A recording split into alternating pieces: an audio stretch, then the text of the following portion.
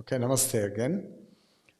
So I want to touch upon the process of Amanaska yoga and lay it out on the table in front of you so that you understand the road ahead and what are the milestones on that road. So first we have to listen to an aphorism or a principle from the teachings of the world teacher. And in the Hindu world, this is called sutra. A sutra means a string or a thread on which many pearls or many beads can be strung. Now, what is the meaning of this? The meaning is that if you have that string or that sutra, then that same one single sutra that will be able to that will make itself amenable to application in hundreds of life circumstances in your life and in the life of all the other people. And those events and circumstances are represented by the various beads which are strung on that thread or on that sutra. So first we begin with one sutra from the teaching. And the first stage is very easily said, namely, we have to listen to the truth. Now, this is much harder than what we take it to be, because the moment you listen to something, then immediately the overactive mind begins with its own interpretation, with its own commentary, so that you actually don't listen to the enunciated principle or aphorism or sutra.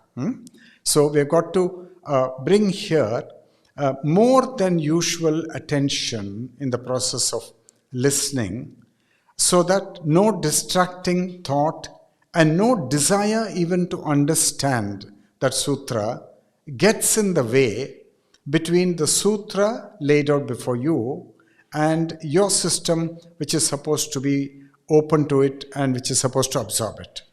So the first is to listen. The second is, after you've listened and you got the sense of the whole thing, you contemplate on it, you think about it. As I said, you come here from a certain cultural matrix, you come here with a certain religious matrix, and we can't entirely put it aside. The socio-cultural matrix on the one hand, the religious matrix on the other hand, and all the knowledge systems to which you have been exposed, maybe mathematics, medicine, and so on, and all of them will start working, and you will understand that enunciated principle or sutra from the teachings in your own way as you think about it, as you go around it, as you look at it from many different directions. Then you will get a certain insight and you'll say, yes, now I got it.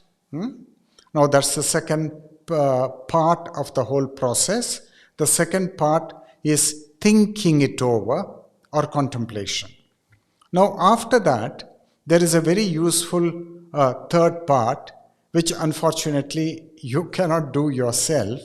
You need a couple of your friends with whom you've got to discuss. And your friends may challenge your understanding, and you may challenge the understanding of your friend on the same theme, on the same principle. And because it is challenged, you may get new insights, and you may begin to understand things which you did not understand prior to your friends challenging you. Therefore, the third part of the process is discussion. It is talking together, discussing together, thinking together, not you alone, with a couple of other people, so that you get a well-rounded picture, and the understanding you had prior to that becomes more wholesome and becomes well-rounded. So that's the third part of the process.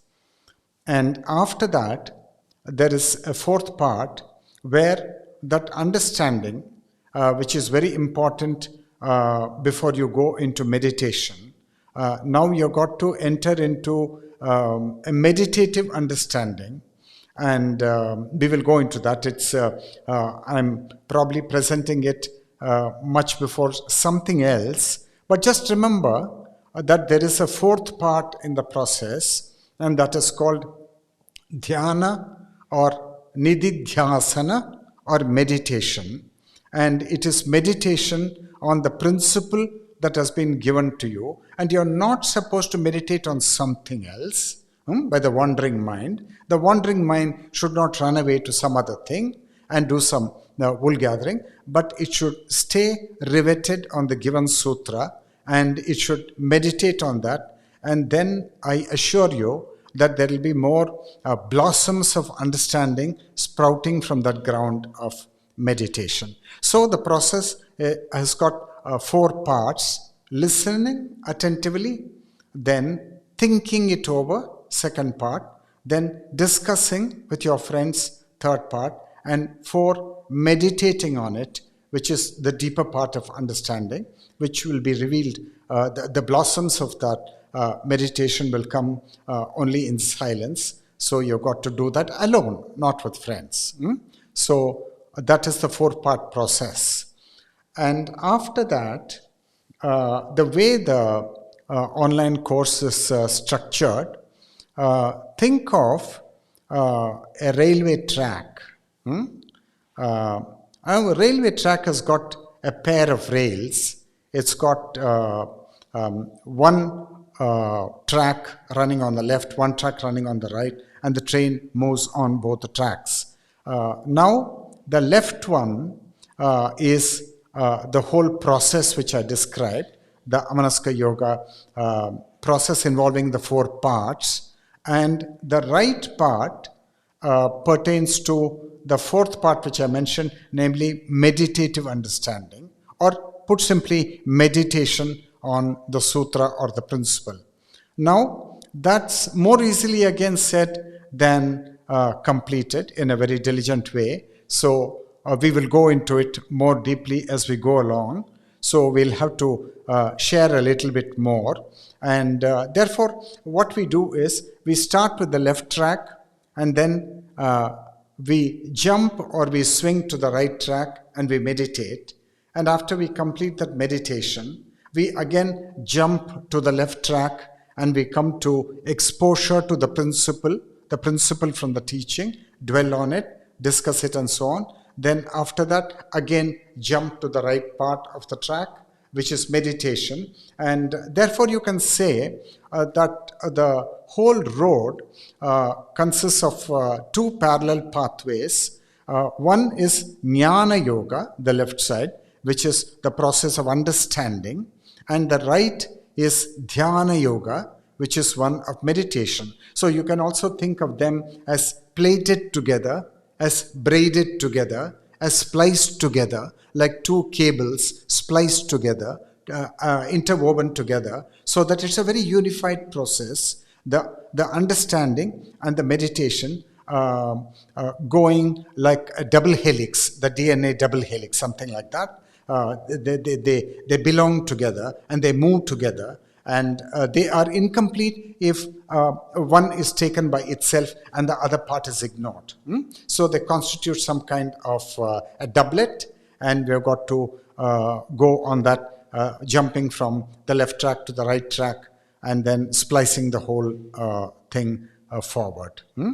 So much for the Amanaska Yoga process and the intertwining of understanding and meditation as like a double helix. And once that is over, then you will know what to expect from the online course, how it is structured, how it will begin to move.